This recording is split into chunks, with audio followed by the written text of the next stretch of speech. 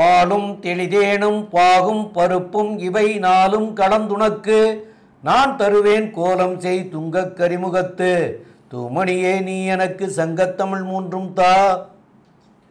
ஞானானந்தமயம் தேவம் நிர்மலஸ்படிகாகிருதிம் ஆதாரம் சர்வ வித்யானாம் ஹயக்ரீவம் உபாஸ்மகே. நமஸ்காரம். நேயர்கள் அனைவருக்கும் அஸ்ட்ரோ கேஎஸ் ஐயங்காரின் பணிவான நமஸ்காரங்கள்.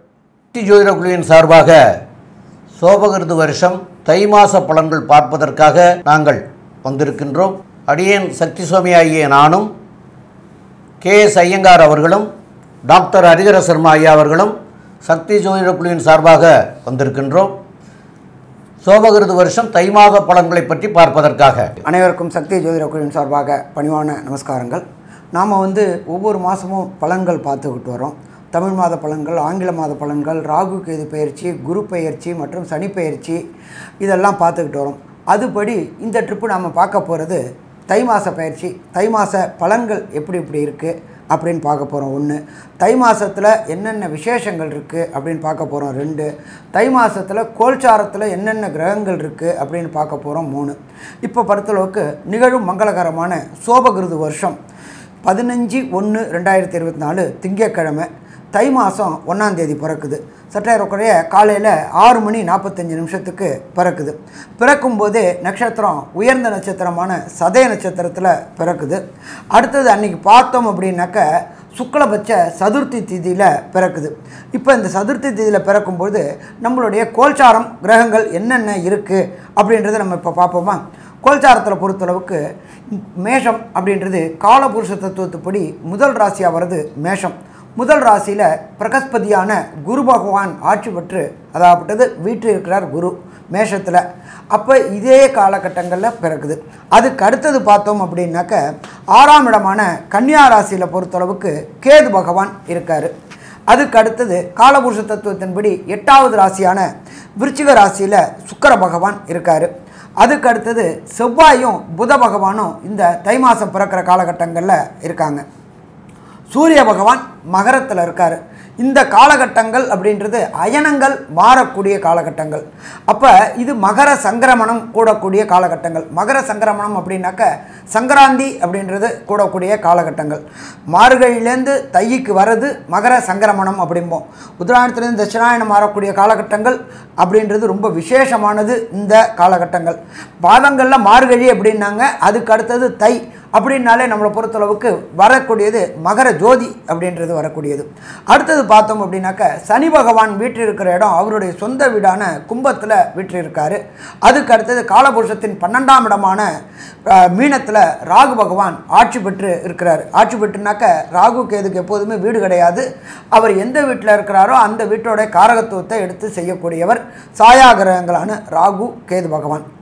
அடுத்தது இந்த மாதத்தில் பொறுத்தளவுக்கு என்னென்ன சிறப்பு விசேஷம் இருக்குது அப்படின்னாக்க நம்மளுடைய ஜோதிட சாஸ்திரத்தில் மட்டுமில்லை நம்மளோட வழக்கு மொழியிலே என்ன சொல்லுவோம் அப்படின்னாக்க தை பிறந்தா வழி பிறக்கும் அப்படிம்போம். அப்படி பிறக்கக்கூடிய தை பிறக்கிறது 15/1/2024. அதுதான் தை பொங்கல். பொங்கல் அப்படின்றத பொறுத்தளவுக்கு சூரிய பகவானை வணங்கக்கூடிய நாள். அப்போ இந்த காலகட்டங்களில் 15/1/2024 தை பொங்கல். அதுக்கு அடுத்தது நம்ம என்ன ஜோதிட சாஸ்திரத்தில் மட்டும் இல்லை நம்மளுடைய நடைமுறையிலேயே நமக்கு யார் யார் சோறு போடுறாங்களோ, நமக்கு யார் யார் அன்னம் கொடுக்குறாங்களோ, யார் யார் மூலியமாக அன்னம் வருதோ அது எல்லாத்தையுமே நாம் தெய்வமாக பாவிக்கிறோம். அது மாடாக இருந்தாலும் சரி, அது இயந்திரமாக இருந்தாலும் சரி. அப்போ அந்த மாடு உழவுக்கு பயன்படக்கூடியது அந்த மாடு. அதனால் அன்றைய தினம் அப்படின்றது 16/1/2024 மாட்டு பொங்கலாக கொண்டாடுறோம். இந்த மாட்டு பொங்கலாக கொண்டாடுறது அப்படின்றது உழவுக்கு முக்கியமானது அந்த மாடு, அதுக்காக கொண்டாடுறோம். அதுக்கு அடுத்தது நமக்கு சோறு போடுறது யார் அப்படின்னாக்க உழவர்கள் தான். உழவர்களை கௌரவிக்கக்கூடிய தினம் அப்படின்னு பார்த்தோம்னாக்க 17/1/2024 உழவர் தினமாக இருக்குது. அதுக்கு அடுத்தது மிக மிக முக்கியமானது தை பிறந்தா வழி பிறக்கும் அப்படிம்பாங்க. எம்பெருமான் முருகப்பெருமானுக்கு உகந்த நாள் அப்படின்றது தைப்பூசம். இந்த தைப்பூசம் அப்படின்றது 25/1/2024. அது மட்டும் இல்லை அன்றைக்கி பௌர்ணமி தினமாகவும் இருக்குது. தைப்பூசம் அப்படின்னாலே பழனியில் பொறுத்தளவுக்கு மிக பிரம்மாண்டமானது. எல்லா முருகன் கோயிலையும் பூசம் விசேஷமானது. தை மாதத்தில் வர பூசம் ரொம்ப விசேஷமானது. பழனியில் விசேஷமானது. அதுக்கு அடுத்தது பார்த்தோம்னாக்க 30/1/2024 நம்மளுடைய ஆராதனை தியாக பிரம்மம். இந்த நாட்டியம் மற்றும் கலைகள் எல்லாத்துக்குமே முக்கியமானவர் அப்படின்றது தியாகபிரம்மம். தியாகபிரம்மத்துடைய ஆராதனை நாள் திருவையாறில் அன்றைக்கி பார்த்தீங்க அப்படின்னாக்க உலகத்தில் உள்ள அத்தனை கலைஞர்களும், அது சின்ன திரை கலைஞராக இருக்கட்டும், அது பெரிய திரை கலைஞராக இருக்கட்டும், இசை கலைஞராக இருக்கட்டும், நாட்டிய கலைஞர்களாக இருக்கட்டும், அத்தனை பேரும் ஒன்று கூடக்கூடிய நேரம், ஒன்று கூடக்கூடிய நாள் அப்படின்றது 30/1/2024. அதுக்கு அடுத்தது பார்த்தோம் அப்படின்னாக்க நம்மளை பொறுத்தளவுக்கு அமாவாசை அப்படின்றது ரொம்ப விசேஷமான தினம். அமாவாசைன்னா என்ன அப்படின்னாக்க பித்ருக்கள் நம்ம வீட்டுக்கு வரக்கூடிய தினம். இதில் பார்த்திங்கன்னா வருஷத்தில் 3 அமாவாசை மிக மிக விசேஷமான தினம். 1 மகாலய அமாவாசை, 2 ஆடி அமாவாசை, 3 தை அமாவாசை. இப்போ ஒரு சில பேர் என்ன பண்ணியிருப்பாங்க, இறந்தவங்களுக்கு திதி தெரியாதனால திதி கொடுக்காமல் இருந்திருப்பாங்க. எந்தவங்களுக்கு திதி கொடுக்கலையோ அவங்களுக்கு 5ஆம் இடம் பாதிக்கப்பட்டிருக்கும். 5ஆம் இடம்ன்றது பூர்வ புண்ணிய புத்திரஸ்தானம். அப்போ இந்த திதி தெரியாதவங்களை பொறுத்தளவுக்கு வருகின்ற 9/2/2024 தை அமாவாசை. இந்த தை அமாவாசையில் பொறுத்தளவுக்கு கொடுக்கக்கூடிய இடம் ஏதாவது ஒரு ஆறு அல்லது ஏரி அல்லது குளம் அல்லது கடல், இதை மாதிரி இடத்துல கொடுக்கும்பொழுது அந்த பித்திருக்களுக்கு ஒரு நாள் ஆகாரம். அமாவாசை அப்படின்னாலே அது ஒரு நாள் ஆகாரம். எள்ளு நெல் அக்ஷதை இறைச்சி கொடுக்கக்கூடியது. எப்போ ஒருத்தங்களுக்கு பித்ருக்கள் ஆசீர்வாதமும் எப்போ ஒருத்தங்களுக்கு குலதெய்வ ஆசீர்வாதமும் வருதோ அப்போ ஆட்டோமேட்டிக்காக அந்த குடும்பத்தில் நல்லது நடக்கும். ஒரு சில பேருக்கு பார்த்தீங்க அப்படின்னாக்க பித்ருக்கள் ஆசீர்வாதம் இல்லாதனால திருமணம் தடை தாமதம்லாம் ஏற்பட்டிருக்கும். அவங்கெல்லாம் இந்த வரக்கூடிய தை அமாவாசையான 9/2/2024 அன்னைக்கு உங்களுடைய பித்ருக்கள் அத்தனை பேருக்குமே, தெரிஞ்சவங்க தெரியாதவங்க இருக்கிறவங்க எல்லாருக்குமே அங்கே கொடுக்கலாமா, கொடுக்கலாம். அப்போ கொடுக்கும்பொழுது குடும்பத்தில் நல்லது நடக்கக்கூடிய வாய்ப்புகள் உண்டு. இப்போ இதுக்கு அடுத்து நம்ம பார்க்க போகிறது ஒவ்வொரு ராசிக்கும் இந்த தை மாதத்தில் என்னென்ன நற்பலன்கள் என்னென்ன கெடுபலன்கள், அதே தவிர என்னென்ன விசேஷ தினங்கள் பார்த்துட்டோம். அதுக்கு அடுத்தது சந்திராசிரம தினங்கள். சந்திராசிரம தினங்கள்னாக்க முக்கியமான முடிவு எடுக்கக்கூடியதை தவிர்க்கக்கூடிய தினங்கள் என்னென்னு பார்க்க போகிறோம். அதுக்கு அடுத்தது என்ன பார்க்க போகிறோம் அப்படின்னாக்க ஒரு சில பேருக்கு தசாநாதன் புத்திநாதன் அந்தரநாதன் சூட்சுமநாதன் சரியில்லை அப்படின்னாக்க அதற்கு உண்டான ஒவ்வொரு ராசிக்கும் உண்டான எளிய பரிகாரையும் பார்க்க போகிறோம். பொதுவாகவே இந்த மாச பலன்னு சொல்லக்கூடியது வந்து மாச கிரகங்கள்னு சொல்கிற சூரியன், புதன், சுக்கிரன் மற்றும் செவ்வாய், இந்த 4 கிரகங்களினுடைய பெயர்ச்சிகளை வச்சு சொல்லக்கூடியது. சூரியன் ஒரு ராசியிலிருந்து அடுத்த ராசிக்கு போகக்கூடியதை வந்து சௌரமானம்னு சொல்லக்கூடிய மாத பிறப்பா, அதாவது அந்த மாதம் பிறக்கிறத சொல்கிறது. இந்த வாட்டி தனுசு ராசியிலிருந்து மகர ராசிக்கு வந்து சூரிய பகவான் போகிறார். அது வந்து 15ஆம் தேதி ஆறுது. இந்த மாதத்தில் பார்த்தாலேயானால் செவ்வாய் பகவானும் சரி, புத பகவானும் சரி, சுக்கிர பகவானும் சரி, அவள் இருக்கக்கூடிய ராசியிலிருந்து அடுத்த ராசிக்கு போகிறான். சுக்கிர பகவான் வந்து 19ஆம் தேதி, அதாவது 19/1/2024 அன்னைக்கு அவர் வந்து விருச்சிகத்திலிருந்து தனுசுக்கும், அதற்கு பிறகு 27/1/2024 அன்னைக்கு புத பகவான் அவர் வந்து தனுசிலிருந்து மகரத்திற்கும், செவ்வாய் பகவான் 4/2/2024 அன்னைக்கு தனுசிலிருந்து மகரத்திற்கும் போகிறார். அதனால் இதையும் கணக்கில் எடுத்துட்டு இந்த மாதத்தினுடைய பலனை ஒன்றா பார்க்கலாம். அன்பான தனுர் ராசி அன்பர்களே, காலபுருஷ தத்துவத்துப்படி இந்த ராசி 9ஆம் ராசியாக வருது. இந்த ராசி தை மாதத்தில் தொடங்கும்போது நம்ம எப்பொழுதுமே ஜோதிட சாஸ்திரத்தில் சொல்கிறது என்ன அப்படின்னாக்க 1, 5, 9 திரிகோணஸ்தானம், 1, 4, 7, 10 கேந்திரஸ்தானம். யாருக்கு இந்த 7 ஸ்தானங்களும் வலுக்குதோ அவங்களுக்கு சக்ஸஸ் சக்ஸஸ் சக்ஸஸ். இப்போ பார்த்தோம்னாக்க உங்கள் ராசி அதிபதி குரு, அவர் 1க்கும் 4க்கும் உடையவர். அவர் 5ல் இருந்துக்கிட்டு அவரே ராசியை பார்க்குறார். அப்போ 1, 4, 5 வலுத்துருச்சு. உங்களுக்கு 7, 10 கூடைய புதன், அவரும் ராசியிலேயே இருக்கார். அடுத்தது தொட்டதெல்லாம் தொடங்கக்கூடிய சனி பகவான் 3ஆம் இடத்துல இருந்து ஆட்சி பெற்று இருக்கார். அப்போ இந்த தை மாதம் தனுர் ராசிக்காரங்களுக்கு வெற்றி மாதம்னு சொல்லலாமா? வெற்றி மாதம்னு சொல்லலாம். எப்படி சாமி சொல்கிறீங்க? 7.5 சனியில் ஆட்டி படைச்சி அவமானம், சங்கடம், புகழில் பிரச்சனை, பணத்தில் பிரச்சனை, உடல்நலத்தில் பிரச்சனை, தொட்டதெல்லாம் பிரச்சனை பிரச்சனை பிரச்சனை, அத்தனையும் மார்கழி விடுதலை கிடச்சிச்சு. மார்கழிக்கு 4ஆம் தேதி, ஆங்கிலத்துக்கு 20/12/2023 விடுதலை காற்றை சுவாசிக்க ஆரம்பித்த தனுர் ராசிக்காரங்களுக்கு வெற்றி கிடைக்கக்கூடிய வாய்ப்பு. இதில் என்ன ஒரு விசேஷம் அப்படின்னாக்க, தனுர் ராசிக்கு 9ஆம் அதிபதியான சூரிய பகவான் 2ஆம் இடத்துல இருக்கார். நல்ல குடும்பம் அமையக்கூடிய வாய்ப்புகளை இந்த காலகட்டங்களில் கொடுப்பார். குடும்பாதிபதியான சனி பகவான் 3ல் இருக்கார். அடுத்தது 7ஆம் அதிபதியான புத பகவானும் நல்ல நிலையில் இருக்கார். சுக்கிர பகவானும் ராசிக்கு மாறி வரார். ரொம்ப நாளாக திருமணமாகலை அப்படின்னு இருந்த தனுர் ராசி என்பர்கள், மூலம் பூராடம் உத்திராட நட்சத்திரத்தை கொண்டவங்களுக்கு திருமணத்திற்கு உண்டான நல்ல நாள் தொடங்கிடுச்சா. தை பிறந்தாச்சு, வழி பிறந்தாச்சு, திருமணத்திற்கு உண்டான நல்ல நாளும் ஏற்பட்டாச்சு. தை மாதத்தில் கண்டிப்பாக இந்த மூலம் பூராடம் உத்திராட நட்சத்திரத்துக்காரங்களுக்கு எழுதி வச்சுக்குங்க, நிச்சயதார்த்தம் நடக்குமா? நிச்சயதார்த்தம் நடக்கும்.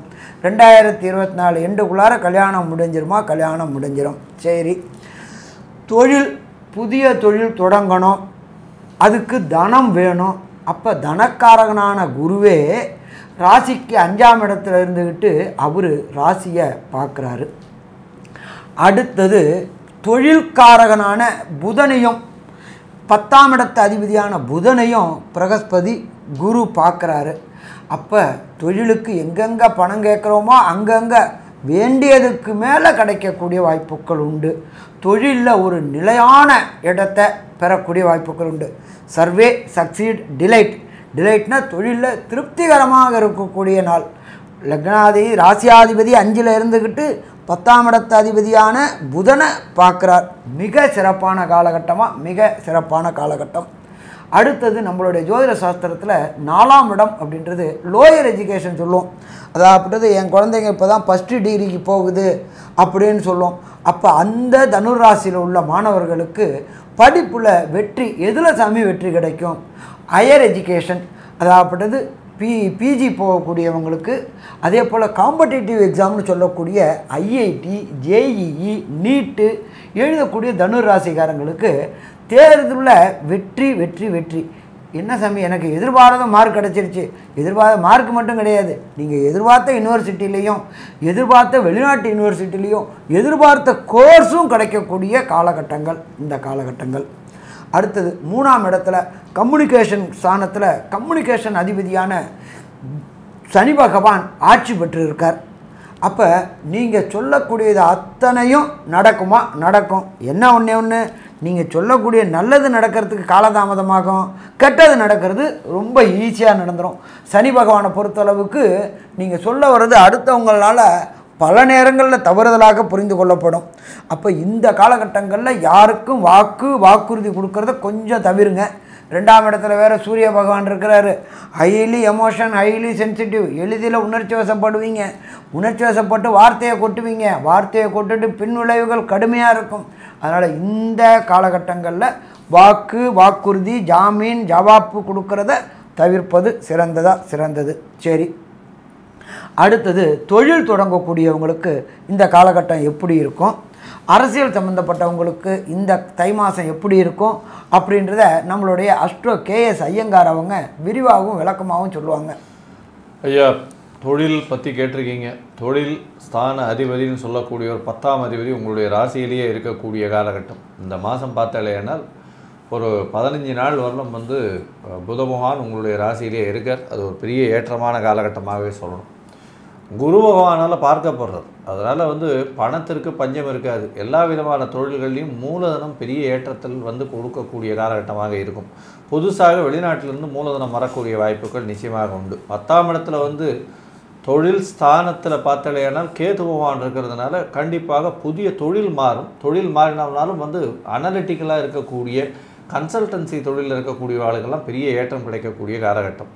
அதாவது ப்ரொஃபஸர், கன்சல்டன்சி, இந்த ஆப் மேனேஜ்மெண்ட்ஸு, அதை தவிர இந்த இது சொல்லி கொடுக்கக்கூடிய அந்த டீச்சர், ப்ரொஃபஸர், இந்த மாதிரி தொழில்களில் இருக்கிறவங்களுக்கும், அதை தவிர ஷேர் மார்க்கெட் பிஸ்னஸ் பண்ணுறவங்களுக்கு, அதாவது மூலதனத்தை பொருளாக போடாமல் மைண்டு பிரகாரம் சொல்லி கொடுத்து அந்த மாதிரியான ஃபிசிக்கல் எக்ஸர்ஷன் இல்லாமல் பண்ணக்கூடிய விஷயங்களில் பண்ணுறவங்களுக்கு பெரிய ஏற்றம் கிடைக்கும்.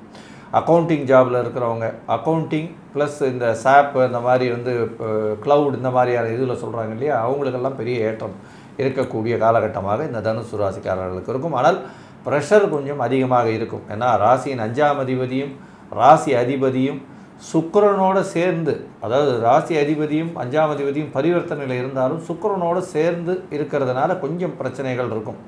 சுக்கிரன் வந்து 11ஆம் அதிபதி, அதனால் வந்து கண்டிப்பாக உங்களுக்கு மைண்டு டிஸ்ட்ராக்ஷன்ஸ் கொஞ்சம் அதிகமாகவே இருக்கும். 11ஆம் இடத்துக்கு உண்டான நம்மளுக்கு வேணுன்ற நிறைய விஷயங்கள், எதிர்பார்ப்புகள், எதிர்பாலினத்தவர் மூலியமாக அதிகமாக இருக்கக்கூடிய காலகட்டம்ன்றதுனால மைண்டு டிஸ்ட்ராக்ஷன்ஸ் ரொம்ப அதிகமாக இருக்கக்கூடிய காலகட்டம். வேலையில் ப்ரெஷர் கொஞ்சம் அதிகமாக இருக்கக்கூடிய காலகட்டம். பேச்சில் ரொம்ப ஜாக்கிரதையாக இருக்கணும். 2ஆம் இடத்துல வந்து சூரிய பகவான், எந்த ஒரு விஷயத்தையும் பேசிட்டு அதுக்கப்புறம் திருப்பி எடுக்கிறதுன்றது வந்து நல்லதில்லை. பொறுமையாக பேசுறது ரொம்பவும் நல்லது. உங்களுடைய ராசிக்கு பார்த்தலையானால் இந்த தொழில் ஸ்தானம் அப்படின்றது வந்து நல்ல அபிவிருத்தியோடு இருக்கக்கூடிய காலகட்டமாக இருக்குது. தொழிலில் பெரிய ஏற்றம் கிடைக்கும். சரி, அரசியல் பிரமுகர்களை பற்றி பார்க்கும்பொழுது அரசியல் பிரமுகர்கள் கொஞ்சம் பொறுமையாக இருக்கிறது ரொம்பவும் நல்லது. ஏன்னா இந்த காலகட்டத்தில் வந்து உங்களுடைய ராசிக்கு 6ஆம் அதிபதி 11ஆம் அதிபதியான சுக்கிர பகவான் உங்களுடைய ராசியிலே உட்கார்றதுனால அரசியலில் இருக்கிறவங்க அதில் தலைமை பொறுப்பில் இருக்கக்கூடியவர்களுக்கு சப்போர்ட் பண்ணுற மாதிரி இருக்கிறது ரொம்பவும் நல்லது. இந்த தனுர் ராசிக்காரர்கள் தனித்து அரசியல் பண்ணக்கூடியவர்களுக்கு அந்த அளவு ஏற்றம் கிடையாது. வேலை செய்யக்கூடியவர்களுக்கு பெரிய ஏற்றம் இருக்கக்கூடிய காலகட்டம். வேலையில் பெரிய மாற்றங்கள் வரக்கூடிய காலகட்டம். வேலையில் பெரிய ஏற்றங்கள், பண வரவுகள், இன்க்ரிமெண்ட் இதெல்லாம் வரக்கூடிய காலகட்டமாக இந்த மாதம் அமையிறது. இந்த மாதத்தில் பார்த்தோன்னா அரசு அலுவலகங்களில் வேலை செய்கிறவங்களுக்கு ஒரு இன்க்ரிமெண்ட் வரக்கூடிய வாய்ப்புகள் உண்டு. ப்ரமோஷன் வரக்கூடிய வாய்ப்புகள் உண்டு. ப்ரமோஷன் மூலியமாக வெளியூர் வெளிமாநிலம் டிரான்ஸ்ஃபர் ஆகக்கூடிய வாய்ப்புகள் நிச்சயமாக இருக்குது. மொத்தத்தில் இந்த தனுசு ராசிக்காரர்களுக்கு நல்ல ஒரு ஏற்றமான காலமாகவே இருக்குது. இந்த காலகட்டத்தில் உங்களுடைய முயற்சி ஸ்தானத்தில் போய் சனி பகவான் உட்காந்துருக்கார் 3ஆம் இடத்துல. அதனால் சிறு சிறு தடங்கள் மூலியமாக வெற்றியை நிச்சயமாக நிலைநாட்டுவார். 3ஆம் இடத்துல சனி பகவான் இருந்தால் முடிசூடா மன்னன்னு சொல்லக்கூடியது. அதனால் வந்து எந்த ஒரு மன்னருக்கும் நிச்சயமாக பிரச்சனைகள் இருந்து கொண்டே தான் இருக்கும். இருந்தாலும் அவர் மன்னர் தான். அந்த மாதிரியான விஷயத்தில் சனி பகவான் 3ஆம் இடத்துல இருந்ததுனால சிறு சிறு தடங்கள் வந்து கொண்டே இருக்கும். தடங்களை தாண்டி வெற்றி இலக்கை நீங்கள் அடையக்கூடிய வாய்ப்புகள் நிச்சயமாக உண்டு. சரி, இந்த காலகட்டத்தில் சில நாட்களை வந்து நீங்கள் தவிர்க்கணும் அப்படின்றத வந்து கண்டிப்பாக சொல்கிறோம். அது என்னென்ன நாட்கள் தவிர்க்கணும் அப்படின்றதும், இந்த நாட்களுக்கு வந்து எந்தெந்த பரிகாரங்கள், எளிய பரிகாரங்கள் செய்யலாம் அப்படின்றத பற்றியும் நம்ம ஐயா கிட்ட கேட்போம். ரொம்ப அற்புதமாக தெளிவாக சொன்னீங்க. தனுசு ராசிக்காரர்களுக்கு வந்து சந்திராஷ்டம தினங்கள் அப்படின்னு சொல்லக்கூடியது வந்து 25/1/2024 செவ்வாய்க்கிழமை, 26/1/2024 இல்லை, அது 25/1/2024 வியாழக்கிழமை, 26/1/2024 வெள்ளிக்கிழமை, 27/1/2024 சனிக்கிழமையில் உங்களுக்கு வந்து பகல் வந்து 1 மணி வரைக்கும் சந்திராஷ்டம நேரம். இந்த சந்திராஷ்டம நேரத்தில் வந்து தவிர்க்க வேண்டியது என்னென்னு கேட்டால், ஒன்று பிரயாணங்கள் செய்வதை தவிர்க்க வேண்டும். புதிதாக தொடங்கக்கூடியதுகளை தவிர்க்க வேண்டும். அப்போ புதிதாக செய்யக்கூடியதை தவிர்க்க வேண்டும் அப்படின்னு சொன்னால், இதுகளை தவிர்க்கிறது எதனாலன்னு கேட்டால், மனோகாரகன் உங்களுடைய ராசிக்கு 8ஆம் இடத்துல சஞ்சரிக்கிற போது மனம் பேதலிக்கும் அப்படின்னு சொல்லி, மனம் தடுமாற்றம் இருக்கும் அப்படிங்கிறத சொல்லி, அதை வந்து அந்த நாட்களில் எடுக்கக்கூடிய முடிவுகள் வந்து சிறப்பாக இல்லாமல் போயிடும் அப்படிங்கிறதுக்காக அந்த நாட்களை தவிர்க்கணும்னு சொல்லியிருக்கிறாங்க நம்முடைய முன்னோர்கள். அதனால் அந்த 2.5 நாளையும் தவிர்க்கிறது நல்லது. உங்களுடைய ராசிக்கு 2ஆம் இடத்துல சூரியன் இருக்கிறதுனாலையும், அதே மாதிரி 4ஆம் இடத்துல ராகு இருக்கிறதுனாலையும் தாயாருக்கு சின்ன சின்ன பிரச்சனைகள் வருங்கிறத சொன்னாங்க. அதனால் வந்து அவங்களுடைய ஜாதக பிரகாரம் எந்த தெய்வத்தை போய் அவங்களுக்காக வணங்கினால் சரியாக இருக்கும்னு பார்த்துட்டு பண்ணிக்க வேண்டியது. உங்களுடைய இதுக்கு வந்து உங்களுடைய ராசி பிரகாரம் பார்த்திங்கன்னா, இந்த காலகட்டத்தில் உங்களுக்கு வியாழக்கிழமையில் தட்சிணாமூர்த்தியை போய் வழிபடுறது சால சிறந்ததாக இருக்கும். ஏன்னு கேட்டால், அவர் வந்து 5ஆம் இடத்துல இருந்து தன்னுடைய வீட்டையே 9ஆம் பார்வையில் பார்க்கிறார். 4ஆம் இடத்துக்கும் அவரே அதிபதி. இந்த 4ஆம் இடத்துல ராகு இருக்கிறதுனால தான் தாயாரையும் ஜாதக பிரகாரம் பார்த்துட்டு அதையும் பார்த்துக்க சொல்கிறோம். அதனால் வந்து 4ஆம் இடத்துல ராகு இருக்கிறதுனுடைய பலம் வந்து குருவோட பலத்தையே சேர்ந்ததாக இருக்கும். அதனால் வியாழக்கிழமை தட்சிணாமூர்த்திக்கு போய் அதுலேயும் காலையில் 6 to 7 குரு ஓரையிலேயே போய் பண்ணுறதும் சால சிறந்ததாக இருக்கும். மேற்கொண்டு உள்ள விவரங்களை பற்றி நம்முடைய ஐயா கே.எஸ். ஐயங்கார் அவங்க வந்து சொல்லுவாங்க. ஐயா, அற்புதமாக சொன்னீங்க. தனுசு ராசியை பொறுத்தவரையிலும் பார்த்தலையானால் நல்ல ஒரு ஏற்றமான வாதம். ஏன்னா சனி பகவான் 7.5 சனியை முடிஞ்சுடுத்து முயற்சி ஸ்தானத்தில் போய் 3ஆம் இடத்துல உட்கார்றதுனால பண வரவிற்கு பஞ்சம் இருக்காது. உடல் நலத்தில் நல்ல ஏற்றம். ராசியை பார்த்து பரிவர்த்தனை யோகத்திலையும் இருக்கு. உங்களுடைய ராசிக்கு பார்த்தலையானால் 9ஆம் அதிபதி 2ஆம் இடத்துல இருக்கிறது ரொம்ப விசேஷம். தொழிலில் வந்து பெரிய ஏற்றம் இருக்கும். போட்டித் தேர்வில் நல்ல ஒரு வெற்றி கிடைக்கக்கூடிய காலகட்டம். மாணவர்களுக்கு படிப்பில் நல்ல கவனம் இருக்கும். நல்ல ஒரு ஏற்றம் கிடைக்கக்கூடிய காலகட்டம். மேற்படிப்பு படிப்பதற்கு வெளிநாடு போகக்கூடிய பாக்கியம் கிடைக்கக்கூடிய காலகட்டமாக இருக்கும். தந்தையின் உடல்நிலையில் நல்ல ஒரு ஏற்றம் இருக்கும். தாயின் உடல்நிலையில் சற்று கவனம் தேவை. மொத்தத்தில் பணவரவிற்கு பஞ்சம் இருக்காது. பேச்சில் மட்டும் கொஞ்சம் ஜாகிரதையாக இருக்கிறது ரொம்ப முக்கியம். மொத்தத்தில் பார்த்தீங்களேனால் இந்த தை மாதம் தனுசு ராசிக்காரர்களுக்கு நல்ல ஒரு ஏற்றமான மாதமாக இருக்குது அப்படின்றது சக்தி ஜோதிட குழு சொல்லுது. நன்றி, நமஸ்காரம். Astro K S. Iyengar YouTube channel பார்த்தமைக்கு நன்றிகள். மேலும் இது போன்ற ஆன்மீக ஜோதிஷ தகவல்கள் உங்களை வந்து அடைய astro K S. Iyengar YouTube channel subscribe செய்யவும், பெல் ஐக்கானை மறக்காமல் அழுத்தவும். நன்றி, வணக்கம்.